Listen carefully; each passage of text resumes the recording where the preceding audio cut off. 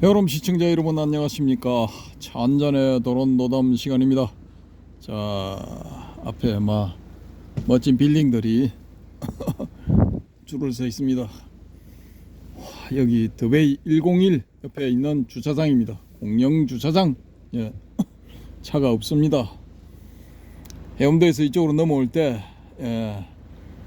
아마 여기 가면은 차가 없을 것이다 이렇게 전하고 왔는데 역시 없습니다. 여러분님이 우리가 전세 냈답니다 지금. 자, 이 광안대교입니다. 광안대교.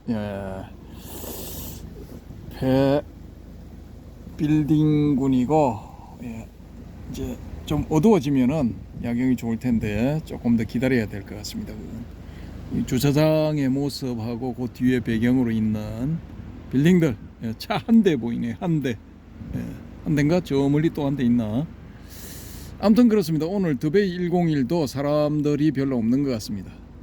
우리 해오롬님이 이쪽으로 들어오시다가 더베이 101로 들어가는 것 같아가지고 제가 또 긴급 스톱 해가지고 조금 더 진행해서 찾아왔습니다. 오늘은 그 앞곡지에서 말씀드린 대로 개해탈과 심해탈이라기보다는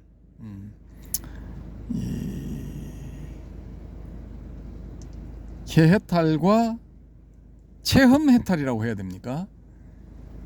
그 어떻게 보면은 이게 이해라고 봐야 됩니까? 지혜에 근거한 이해와 몸으로 하는 깨달음 뭐 그런 겁니까? 어떻게 보면은 또 이해와 실체험 뭐 이렇게 제목을 잡을 수도 있겠네요. 제목이 좀 애매한데 해오롬님 나중에 한번 보시고 개해탈과 심해탈 하시든지 뭐 이렇게 적당하게 제목을 잡아주시기 바랍니다. 일단 제가 이 스님은 본명을 말씀드려도 될 것 같아요. 그냥 저것도 올라와 있고 이미 그 영상들이 올라와 있고 또 나무 위키에 소개가 되어 있습니다. 이분에 대해 가지고 독립적으로 소개가 되어 있습니다. 그래서 그 나무 위키에 나와 있는 이분의 의견 이분은 이제 확고하게 자신의 견해를 이렇게 세우셨더라고요. 그래서 말씀을 드리겠습니다. 이분은 이제 해해탈, 굳이 나누자면은 해해탈 쪽인데요. 여러분께서 한번 들어보시고 판단을 해주시기 바랍니다. 불 좀 켜주시고 켜면은 좀 도움이 될 것 같습니다. 본명은 종자 곡자입니다. 종곡스님인데 이 문서는 최근 수정 시각이 2025년 6월 22일 10시 49초 이렇게 되어 있습니다. 10시 49초. 날짜는 작년 6월 22일 2025년 6월 22일 날 최종 수정이 된 내용입니다. 1번 생애. 종곡 스님은 현대 한국 불교에서 견성과 깨달음의 개념을 신비주의나 형이상학적 언어가 아닌 실천적이고 명료한 철학적 언어로 풀어내려 한 대표적 선성이다. 철학적 언어로 풀어내려고 하셨답니다. 여기 벌써 이제 도입 부분부터 멋이라 하시는 분들도 계실 것 같은데 전형적인 이제 해오 이 선종에서 말하는 해오에 해당될 수 있는 그런 내용입니다. 이게 신비주의나 형이상학적 언어가 아닌 실천적이고 명료한 철학적 언어로 풀어내려 한 대표적 선성이다. 이 한국의 선종은 모토가 불립문자잖아요. 문자 너머의 세계를 경험하고 문자 너머의 세계를 다음 사람에게 알려서 전한다, 뭐 이런 의미거든요. 그게 전등이라는 게. 근데 이분은 명료한 철학적 언어로 전달을 하신답니다. 그는 조사선의 전통을 충실히 개성하면서도, 조사선 전통은 좀 먼 것 같은데 아무튼 뭐 그렇습니다. 그는 조사선의 전통을 충실히 개성하면서도 이를 일반 대중과 수행자들이 실질적으로 이해하고 실천할 수 있도록 일상적 언어와 구체적 사례를 통해 설파하였다.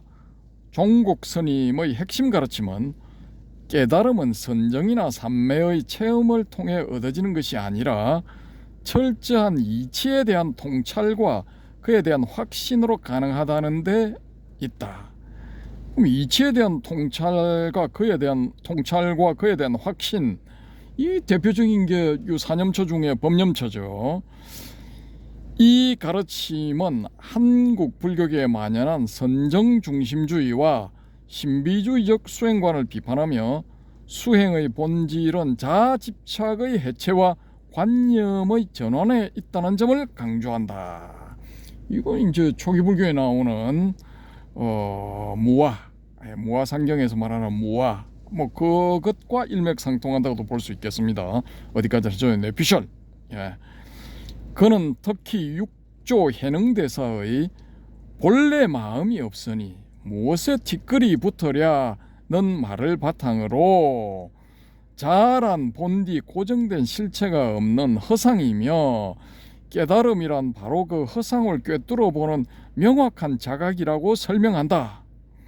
이 깨달음은 감각적 체험이나 초감각적 상태에 머무는 것이 아니라 현실 세계를 보는 인식 방식이 전환되는 현재적 사건으로 언제 어디서든 가능하다는 점에서 누구나 도달 가능한 자유로 규정된다. 이건 누구나 도달 가능한 자유, 이분 말씀이 맞을 것 같으면은 지금 좀 도달한 분들 좀 많이 계셔야 되는데 뭐 현실은 그렇지는 않죠, 그죠? 그에 따르면 깨달음은 무엇을 보는 특별한 상태가 아니라 그동안 스스로를 묶어온 인식의 족쇄가 풀리는 것이며 이는 본래 자유로운 마음의 발견이다. 자유로운 마음의 발견이랍니다. 원래부터 자유로운 마음의 발견. 이처럼 종곡 스님의 수행론은 체험보다 통찰, 형식보다 본질, 고요함보다 자유를 중시한다 라고 말씀을 하셨네요. 이 글쓴이는 본인이 뭐 쓰셨을 가능성도 있겠지만은 뭐 어느 제3자가 이렇게 정리를 했다고 봅니다. 깨달음 이후의 삶에 대해서도 종곡 스님은 중요하게 여겼다. 그는 깨달은 이라도 여전히 남아있는 습기를 닦아야 하며, 이건 점수에 해당되는 거죠. 도노 점수할 때 그 점수, 이 닦음은 더 얻기 위해서가 아니라 이미 깨달은 이치를 현실에 적용하는 실천행으로 이해되어야 한다고 했다. 그러므로 깨치고 닦는다는 말은 불완전해서 닦는다는 의미가 아니라 이미 완전히 깨달았기에 남은 습관적 반응을 보살행으로 전환하는 것을 뜻한다. 이 점에서 종곡 스님은 산중에서 은둔하며 선정에 몰두하는 수도자가 아니라 세상 속에서 깨어있는 보살로 살아가는 것을 이상으로 삼는다. 그는 현실을 버리고 해탈에 들기보다 깨달은 자유를 바탕으로 이 오탁악세를 아름답게 가꾸며 살아가는 삶을 강조하였다. 종곡 스님의 강설과 저술 활동은 이러한 철학을 뒷받침한다. 그는 젊은 시절부터 선방에서 전통 선불교의 수행법과 교학을 깊이 익혔으며 이후 견성이란 구체적으로 어떤 상태인가와 같은 저술을 통해 자신의 통찰을 정리하고 대중에게 전달하는 데 힘썼다. 이 글에서 그는 금강경의 공사상 유식학의 인식구조, 열애장 사상과 힌두교의 브라만 사상을 철저히 비교 분석하여 불성이란 체험되는 의식이 아니라 체험하는 나조차 사라진 자리에 남는 절대적 자유임을 설파했다.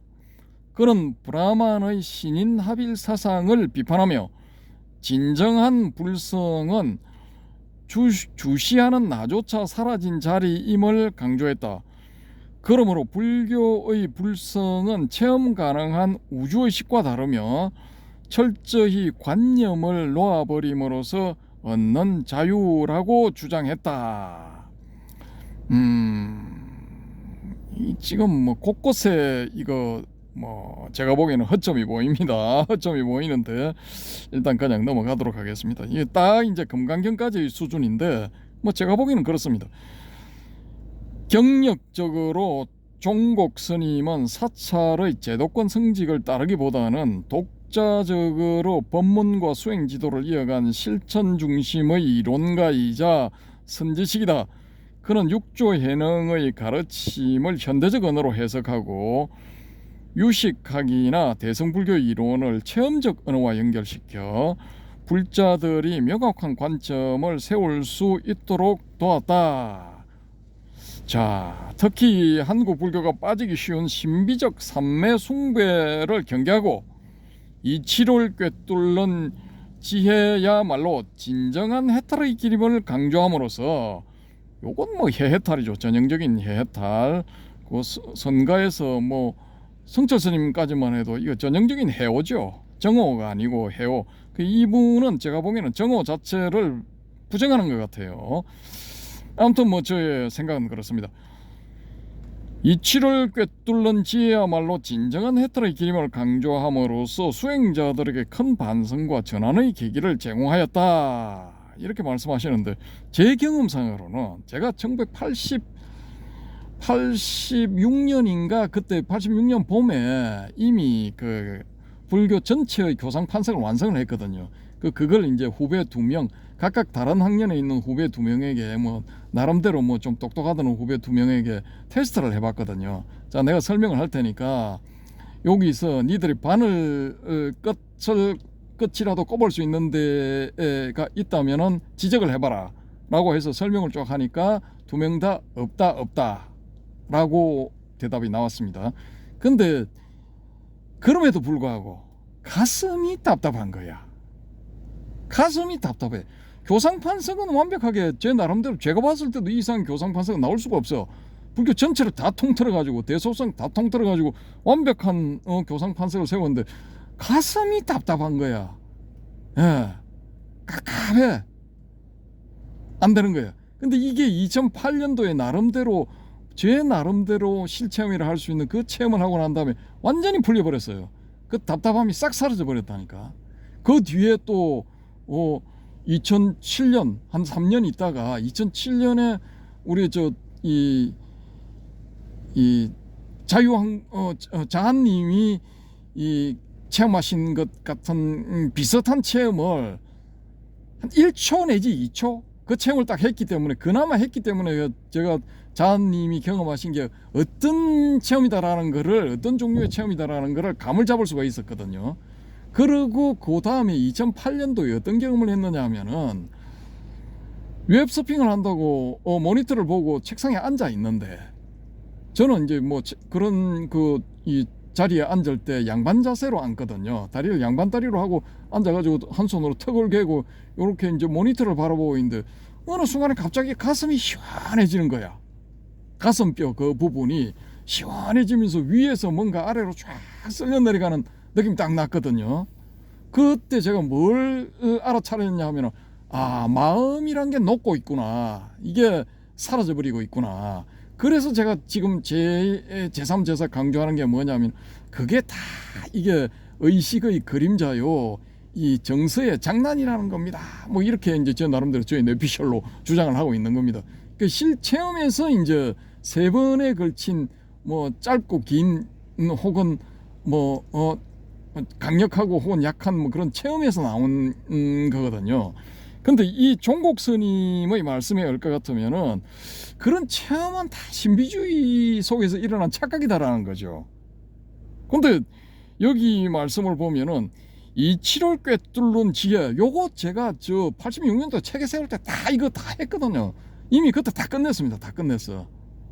예, 말로 언어로 할 수 있는 거는 이미 그때 완성이 다 됐거든요. 근데 가슴이 답답한 거야. 이게 해결이 안 돼. 근데 실체험이란 걸 하고 나니까 그게 해결이 되더란 말입니다. 그러면 이게 뭐야? 예, 웃기는 거죠, 좀. 여기에 대해서 또 제가 또 이렇게 이 자한님, 예, 바람님, DDL님, 또 이 강력하게 또 지도를 해주시기 바랍니다. 진짜 저는 그렇습니다. 제 입장에서는 어디까지나. 그래서 저는 이 지금 중간쯤 읽고 있는데 이 종곡 스님의 이 견해에 다 찬성할 수는 없습니다. 물론 이제 이 지혜로서 통찰력으로 뚫어내는 특수한 케이스들이 있다는 건 인정합니다. 있다는 건 인정하는데 오로지 이 통찰로서 이렇게 해결하는 것만이 유일한 길이다. 요건 아니다라는 거죠. 그 앞쪽에서 이제 뭐 문관에서 제가 이 우리 해오롬님한테 한번 이제 질문을 던져 보려고 했던 게 뭐냐 하면은 대도무문하고 그 뒤에 천차유론가 뭐 그렇게 돼 있잖아요. 1000가지의 차이 나는 길이 있다라는 거거든요. 그래서 요걸 이제 보통 해석하기를 어떻게 하느냐 하면은 대도는 문이 없다. 거기에 도달하는 길은 1000가지가 있다. 뭐 이런 식으로 해석을 하는데 저는 이걸 어떻게 보느냐 하면은 대도가 문이 없기 때문에 거기에 이르는 1000가지, 10,000가지, 10,000가지의 길이 나올 수 있다라는 겁니다. 제가 보기에는 그 무문회계 스님이 대도무문 천처유로라고 한 그 진정한 의도는 그것이지 않을까라는 겁니다. 대도는 문이 없어야 돼. 그래서 그 어느 스님이 뭐 저기에 보니까 유튜버의 그 쇼츠 영상에 보니까 설명을 어떤 식으로 하느냐 하면은 이 대도무문을 자기 스스로가 문이 되어야만이 이게 문이 없다는 걸 알 수 있다 뭐 이런 식으로 설명을 하는데 그냥 머리로 굴려가지고 맞춘 거다 뭐 저는 이렇게 보거든요. 대도는 문이 없어야 돼. 거기 도달하는 데는. 그러니까 이 뭐 통찰수행까지도 확대를 시킬 수가 있는데 지혜의 힘으로 그걸 뚫어낸다. 요것만이 이 유일한 길이고 뭐 선정이라든지 삼매라든지 이걸 통해서 도달하는 건 다 신비주의적인 그런 발상, 일종의 뇌내망상이다. 이런 식의 이 주장은 맞다고 볼 수가 없다는 거죠. 제 입장에서는 이건 전혀 대도가 뭔지도 모르는 분이 하시는 말씀이지 않을까라는 겁니다. 어디까지나 저의 뇌피셜. 대도에는 문이 없어야 돼. 경우에 따라서 통찰 수행으로 도달하는 사람도 있겠지만은 또 실체험을 통해서 도달하는 사람도 있단 말입니다. 내가 실체험이 안 된다 해가지고 실체험을 하는 그런 정오의 길은 그거 다 말장난이고 엉터리야. 그런 건 일어날 수가 없어. 다 신비주의적인 발상이야. 요런 건 아니지 않을까. 뭐 더 이상 강력하게 제가 말씀은 안 하겠습니다. 안 하겠는데 무슨 뜻인지는 다 이렇게 아실 거라고 봅니다. 아무튼 뭐 저의 뇌피셜은 그렇습니다. 중곡 스님은 또 본문 읽겠습니다. 중곡 스님은 깨달음이란 지금 여기에서의 관념 해체이며 그 순간 발생하는 확신과 자유라고 단언하며 이 관념의 해체에 여기 이분은 포커스를 맞추시는데 이 금강경에서 나오는 싼냐잖아요. 단적으로 말해가지고. 그러니까 딱 금강경 수준까지라는 거죠. 그 뭐 싼냐만 있습니까? 니미타도 있고 락사나도 있는데, 예? 그럼 폭도 그러면은 금강경에서 니미타, 락사나, 싼냐 세 가지가 있는데 락사나, 니미타는 도외시 해놓고 싼냐에 포커스를 맞춘 거잖아요. 더 좁아진 거지 이건. 수행을 하면 할수록 넓어져야 되는데 좁아지는 거죠 이건. 그러니까 이게 또 안 맞는 거야. 금강경 자체만 놓고도 봤어도 이건 조금 어폐가 있다라는 겁니다. 아무튼 뭐 저의 내피셜 그렇습니다. 자, 지금 여기에서 관념의 해체이며 그 순간 발생하는 확신과 자유라고 단언하며 그 자유 속에서 살아가는 삶이야말로 진정한 보살의 길임을 일관되게 설파하였다. 아, 좋습니다. 예, 자, 다음 넘어갑니다. 결국 종곡선이면 불교의 본질은 지혜와 실천으로 귀결시키며 불성을 향한 길을 누구나 걸을 수 있는 열린 길로 제시하였다. 여기서는 또 불성을 향한 길을 누구나 걸을 수 있는 열린 길로 제시하였다. 뭐 앞부분 어디에서는 이게 불성 다 환이야 뭐 이런 식으로 또 설명을 해놨죠. 그죠? 이분 어느 분이 이거 글을 작성해서 올리셨는지 좀 이게 서로 충돌하는 모순이 또 여기서 나오고 있습니다. 그는 깨달음 이후에도 자아를 놓아버리는 훈습의 과정이 필요하며 이는 명상이나 몰입보다 일상생활 속에서의 실천으로 완성된다고 보았다. 그에게 있어 불국토란 먼 미래 이상이 아니며 나라는 자아관념이 사라졌을 때 그 자리에서 드러나는 현실의 자유이다. 스님은 이를 깨치고 닦는 보살의 삶이라 불렀으며 그것이 곧 이 세상을 아름답게 가꾸는 실천이자 불교의 궁극적 지향이라고 보았다. 이 점에서 종곡 스님의 가르침은 단지 이론적 불교가 아닌 살아 움직이는 생생한 수행 철학으로 자리매김한다. 별로 생생하진 않네요. 제가 봤을 때는. 그러니까 저의 내피셜입니다. 이게 생생하려면 뭐가 돼야 되느냐 하면은 실체험이 있어야죠. 예, 저는 그렇게 봅니다. 이 세상을 아름답게 가꾸는 실천이자 불교의 궁극적 지향이라고 보았다. 나라는 자아관념이 사라졌을 때라는데 이게 이제 자아라는 관념이 사라진다는 게 실체험이 있어야 돼요. 실질적으로 자아관념이 사라지는 실체험이 있다니까. 그걸 해야 이게 되는 거지. 그렇지 않고 이런 식으로 주장을 하면은 이게 관념 속에서의 해결이야. 관념 속에서의 해결. 저의 내피셜입니다. 자, 2번 견성이란 구체적으로 어떤 상태인가? 그는 즉 종곡 스님은 이 글에서 깨달음과 견성에 대한 불교적 이해를 구체적으로 설명하면서 특히 선정수행의 절대적 필요성을 비판하고 지혜에 기반한 직관적 통찰의 중요성을 강조한다. 이거에서 되는 사람도 있다는 건 제가 인정합니다. 근데 자기가 이렇다 해가지고 다른 사람들한테까지도 이걸 강요를 하면 안 돼요. 강요를 하면 안 되고 나는 이런 경험을 이런 방법으로서 나는 종국의 상태에 도달했다. 이 성불을 했다. 쉽게 말해서 견성하고 성불을 했다.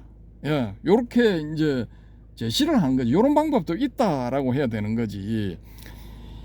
요 방법 외에 다른 방법, 특히 이제 대립되는 방법 중에 한 가지인 선정 수행의 절대적 필요성을 비판하고 선정 수행 필요 없다는 거지. 예, 지혜에 기반한 이제 반야지혜일 수도 있고 뭐 그런 거죠. 거기에 기반한 직관적 통찰의 중요성을 강조한다. 근데 이 반야지혜라는 게 단적으로 표현된 게 반야심경이잖아요. 근데 이게 반야심경을 보는 것도 실체험이 있는 사람이 보는 거하고 없는 사람이 보는 거하고 차이가 많이 납니다. 미안하지만. 예. 그래서 제가 이거 교수들 예전에 한 10여 년 전에 어느 교계 신문사가 깨에 대해서 이렇게 깨달음에 대해서 이 세미나를 연다고 여러 명을 모았는데 한 7, 8명 모았는데 제가 그 면면들을 보니까 그 사람들은 실체험이 전혀 없는 사람들이거든요. 이 사람들을 불러가지고 도대체 무슨 이야기를 한다는 거지 하고 이제 저 혼자 중얼거렸는데 결국은 무산되더라고요. 그게 그 사람들을 모아봤자 책에 나온 말밖에는 할 수가 없어. 자기 소리를 못 하는 거예요. 그런 상황에서 무슨 세미나가 되겠습니까? 안 되는 거지. 아무튼 저는 그렇게 봅니다. 자, 특히 선정 수행의 절대적 필요성을 비판하고 지혜에 기반한 직관적 통찰의 중요성을 강조한다. 다음은 그 핵심을 5문단으로 요약한 내용이다. 첫째, 그의 핵심 주장은 견성은 반드시 선정 수행을 통해서만 이룰 수 있는 것이 아니라 오히려 바른 이치에 대한 이해와 확신만으로도 가능하다는 것이다. 요거 초기 불교에서 이거 저 바람님이 강조하시는 경우에 해당하죠, 그죠? 예, 개해탈의 경우 무아상경에 대한 올바른 이해와 확신으로 이 해탈이 가능해지는 거야. 예. 저도 이거 다 했거든요. 교상판사 갈 때 다 했어. 저는 중학교 때부터 이 초기불교의 교리들을 접했기 때문에 다 알고 있어요. 다 알고 있어. 그런데도 가슴이 답답하더라 이거야. 머리가 답답한 게 아니라 머리로는 질서정연하게 정리정돈이 다 됐어. 제가 세운 교상판석상에서는 교리들 사이에 충돌도 없어. 그런데도 가슴이 답답하더라 이거야. 이게 해결이 안 되더라. 오죽하면 제가 그때 이 고3인가 하는 그 여동생한테 내가 토로를 했겠습니까? 상황을 설명하고. 근데 그 문제가 실질적으로 해결이 되더라니까. 실체험을 통해서 해결이 되더라니까. 그러니까 실체험을 통해서 저처럼 혹은 이 자한님처럼 실체험을 통해서 해결되는 사람도 있고, 여기 이 종곡 스님처럼 이거 뭡니까? 올바른 이치에 대한 이해와 확신만으로도 되는 사람도 있다라는 겁니다.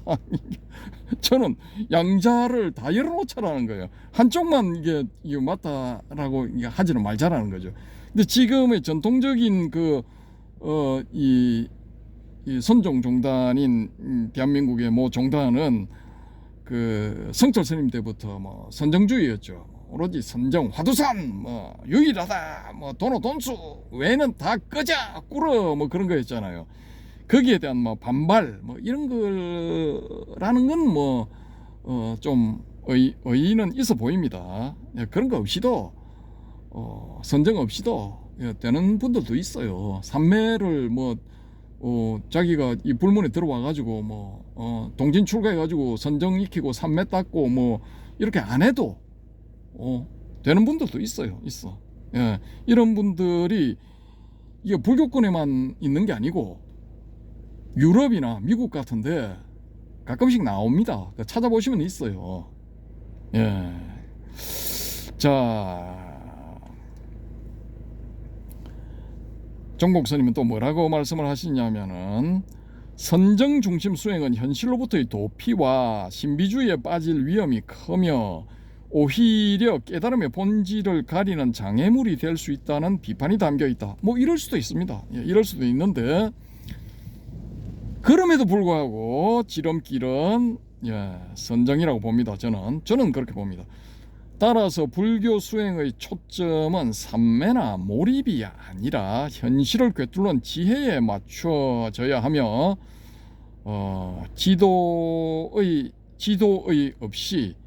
지도의가 뭐지? 맹목적으로 수행에 몰두하는 것은 어두운 길을 걷는 것과 같다고 한다. 지도자가 되어야 되겠죠, 그죠? 지도자 없이 맹목적으로 수행에 몰두하는 것은 어두운 길을 걷는 것과 같다고 한다. 근데 이거 우리 선방에 참선할 때 이거 다 그 지도 스님들이 있잖아요. 조실 스님도 있고 방장 스님도 있고, 또 그 대중들이 모여가지고 참선할 때는 보시면은 그 중간에 죽비 길다란 거, 큰 죽비 들고, 소위 말하는 장군 죽비라는 거 들고 왔다 갔다 하시는 분, 그 윤화 스님인가 이 지도 감독 하시는 스님이 있잖아요. 그러니까 혼자 하는 게 아니라니까. 이 선방 수행하면 다 이렇게 아실 수 있는 건데 좀 그렇다 이거. 둘째, 본성에 대한 설명은 본성 즉 불성에 대한 설명은 자기가 없다는 자각에서 출발한다. 황당하다 이거 진짜 좀. 우리는 컵이나 색깔처럼 외부 세계를 인식한다고 믿지만 실상은 과거의 기억과 관념이 투영된 허상을 보는 것에 지나지 않는다. 이게 요 부분에도 이게 앞에도 뭐 줄줄이 뭐 한 두세 문장 건너가서 다 이거 걸려지는 그런 문장들을 지금 써놓고 있는데 그 일일이 하려면 시간이 많이 걸리기 때문에 제가 이제 다 통과를 했는데 요거 보세요. 우리는 컵이나 색깔처럼 외부 세계를 인식한다고 믿지만 실상은 과거의 기억과 관념이 투영된 허상을 보는 것에 지나지 않는다라는 건데, 이렇게 되면은 이게 우리 눈앞에 보이는 이런 저기 건물이라든지 뭐 앞에 있는 울타리 숲이라든지 이 방풍림 방파림 비슷하게 이렇게 뭐 조성해 놓은 거 있지 않습니까? 여기 요런 거라든지 이게 다 이분이 걸선이에 의할 것 같으면 과거의 기억과 관념이 투영된 허상을 보는 거야 이게. 예, 이건 좀 웃기죠. 이게 제가 단적으로 이거 금강경에 보면은 색적 시공 공적 시색 나오잖아요. 근데 그 산스크리트 원문에는 이게 구별이 안 된다, 색과 공 사이에 구별이 없다 이렇게 나오잖아요, 그죠? 지난번에 한번 말씀을 드린 것 같은데, 그러면은 구별이 없다라는 거야. 구별이 없다는 건 똑같다는 거지. 색이 공이고 공이 색이라는 건데, 그러면은 색을 과연 허상으로 볼 수 있느냐라는 겁니다. 똑같은데 공을 진으로 보고 색을 허상 내지 가상으로 볼 수 있느냐라는 겁니다. 같다는데 뭐 그 앞에 나와 있는 전제가 구별이 안 된다는데, 그럼 여기서 이제 이 서양 철학적으로 들어가면은 장 보들리아르의 뭐 시뮬라시옹 뭐 그런 거 나오죠, 그죠? 그 서양 철학자들도 비슷하게 그 근접을 해 있어요, 이런 문제에 대해 가지고는. 거기 보면은 실체를 모사한다, 그대로 이제 뺏겨낸다라는 게 시뮬라크르, 그 시뮬라크르를 실행한다는 게 시뮬라시옹이잖아. 그러면 여기 딱 요 케이스지. 예? 실상은 과거의 기억과 관념이 투영된 허상을 보는 것에 지나지 않는다. 장 보들리아르의 철학이네. 예, 똑같네, 설명하는 방식이. 근데 그것도 하나의 견해에 불과한 거지. 저게 반야심경 이 불교적 견해를 갖다 대면은 저 색도 실질적으로 있는 거예요. 리얼한 실제라니까. 똑같다는데 뭐 공과 색이 다르질 않다는데, 똑같잖아. 차이가 없다는데 무슨 차이가 있는 거야? 그 장 보들리아르도 뭐라고 하느냐 하면은 결국은 실체 내지 실제는 없고 모사된 그 존재가 실제 역할을 한다는 거야.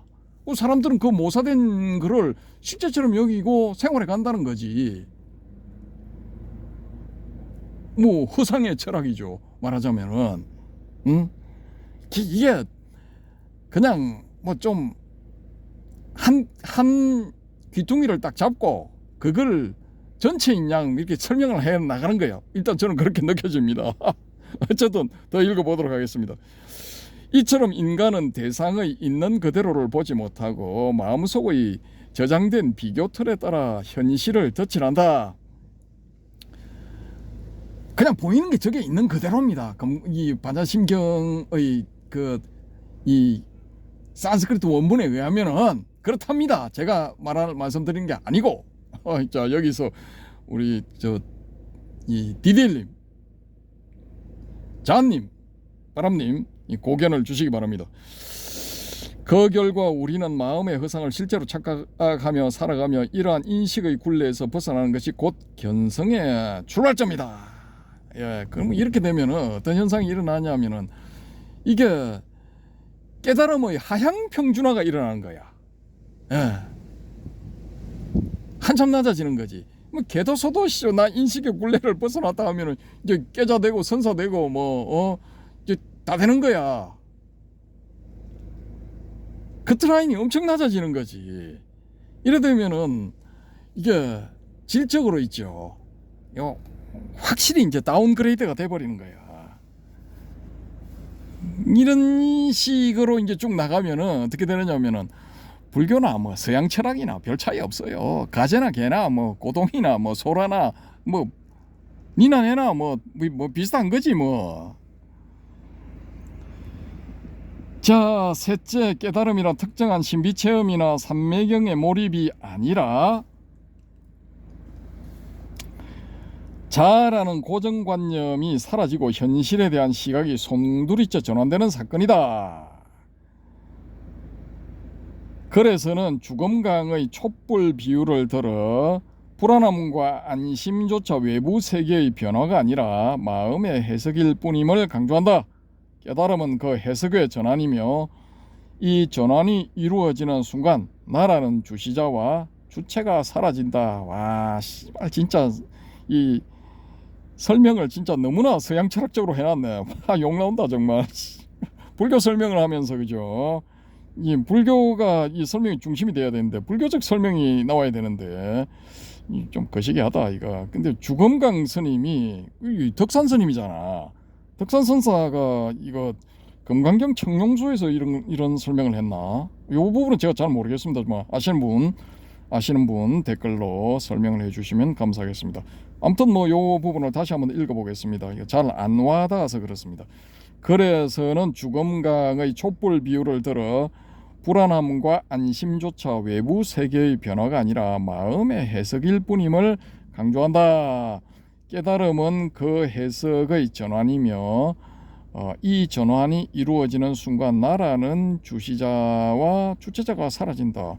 근데 이거 마음의 해석일 뿐이면은 이거 해석하는 자가 있다는 건데 마음이 스스로 해석하는 건가? 아무튼 뭐 그렇답니다. 이 전환이 이루어지는 순간 나라는 주시자와 주체가 사라진다. 이로써 대상과 나의 구분이 없어지고 세상을 있는 그대로 받아들이게 되는 자유의 상태가 온다. 자유의 상태가 온답니다.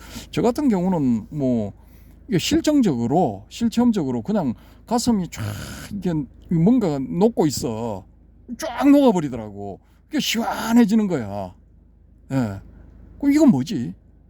이분의 말씀대로라면은 그런 건 다 이거 저만의 그 개인적인 일종의 이거 신비 체험도 아니고 이거 뭐라고 해야 되죠? 이거 착각이다. 뭐 이렇게 말씀하실 것 같네요. 아무튼 뭐 그렇습니다. 자, 넷째, 선정 중심의 수행은 일시적인 고요와 해탈감을 줄 수 있으나 그것은 번뇌를 억압할 뿐 뿌리째 제거하지 못한다. 아닌데 제거되는데요 이거. 참 그렇습니다. 부처님도 사선 팔정을 완전히 익히고도 그 한계를 깨닫고 고행 끝에 선정이 아닌 지혜와 사유를 통해 깨달음을 얻었다. 아니 그러면은 이 부분이 명확하게 이거 초기 불교에 나와야 되는데 이런 그건 제가 못 봤는데 이 바람님 혹시 이런 부분에 대한 초기 불교의 경이 있는가 모르겠습니다. 부처님도 사선팔정을 완전히 익히고도 그 한계를 깨닫고 고행을 한 끝에 선정이 아닌 지혜와 사유를 통해 깨달음을 얻었다. 뭐 이겁니까? 이렇게 설명되어 있는 경전이 있습니까? 참 거시기합니다. 선정은 일종의 인도 고대의 신비주의 수행 방식으로 무아와 공의 통찰을 중시하는 불교의 핵심 정신과는 궤를 달리한다. 무아와 공의 통찰을 중시하는 불교의 핵심 정신은 맞긴 맞는데 요건 이거 어디까지나 현교 부분의 경전상의 그 핵심 정신이지. 예. 그러니까 이분은 종국 스님은 이분은 어떻게 보면 이거 현재 실행되고 있는 현존하는 이거 선종의 종단, 대한민국의 선종 종단인 땡땡종 자체를 이거 부정하시는 것 같아요. 이거 좀 그런 느낌이 좀 듭니다. 부처님은 모든 관념, 심지어 순수의식조차도 마음의 작용으로 보고 그것마저 놓아야 진정한 해탈이 온다고 보았다. 이게 글쎄요. 저는 이 부분에 대해서 조금 다른 해석을 하고 싶은데, 이게 마음은 이게 의식의 그림자. 그러면은 순수의식 상태에 가게 되면은 요 마음의 작용 요런 게 이제 사라져야 되거든요. 안 나타나야 돼. 마음이란 게 없어야 돼. 예. 근데 또 마음이 생기거든. 왜냐? 순수의식 상태에 계속 있을 수는 없는 겁니다. 이 사람이 몸을 가지고 있게 되면은 뇌라는 게 있기 때문에 이걸 순수의식 상태에 계속 있을 수는 없어. 마음이 좀 계속 일어나야 돼. 그래야 생활을 하게 됩니다. 사람 같은 생활을 하게 되는 거야. 마음이 그냥 안 일어나고 영원히 순수의식 상태에 있게 되면은 산송장이지 이거. 예. 아무튼 뭐 저는 그렇습니다. 다섯째, 결국 이 글은 견성과 깨달음의 본질을 체험의 고정된 상태로 오해하지 말고, 견성과 깨달음의 본질을 체험의 고정된 상태로 오해하지 말고, 아니 이거 체험의 고정된 상태가 본질이 맞는데요. 예, 결국은 이제 몸에서 벗어나게 되면은 이거 깨달음의 본질은 이 뭡니까, 체험의 그 종착점 상태가 이거 고정된 게 이게 맞는데, 이거 참 거시기합니다 이거. 아무튼간에 다섯째, 결국 이 글은 견성과 깨달음의 본질을 체험의 고정된 상태로 오해하지 말고 자아의 고정관념이 해체되어, 이거 제가 제 경험상으로는요, 자아의 고정관념 해체 이거 할 필요가 없어. 그냥 자아를 만들었다가 자아가 사라졌다가 뭐 그렇게 하는 겁니다. 여기서 해체되어야 될 이거 자아라는 고정관념은 이건 소위 말하는 진아의 그림자일 뿐이기 때문에, 이건 진아 상태에 도달했다든지 뭐 순수의식, 절대의식을 경험한 사람들은 이거 자아를 만들어도 좋고 안 만들어도 되는 겁니다. 이거 필요하면은 가를 만들어서 만들기도 하고, 또 필요가 없어지면은 없애버리기도 하는 겁니다. 제 의견은 그렇습니다. 저의 경험상 저 의견은. 자, 이거 뭐 좀 주제넘어 말씀을 드렸는지 대선사님께 뭐 그런 말씀을 드렸는지는 모르겠지만은, 아무튼 뭐 더 다섯째, 마지막 이 부분을 다시 한번 읽어보겠습니다. 다섯째, 결국 이 글은 견성과 깨달음의 본질을 체험에 고정된 상태로 오해하지 말고 자아의 고정관념이 해체되어 자유에 이르는 관점의 전환으로 이해할 것을 권한다. 관점의 전환. 요건 좀 서양의 철학자들 수준만 되어도, 실존주의 철학자 뭐 이런 사람들, 그 다음에 현상학이라고 합니까? 현상론이라고 합니까? 뭐 후설의 현상학 뭐 그런 것도 있고, 또 이거 그 뒤에 가면은 메를로 퐁티라는 사람 나오잖아요.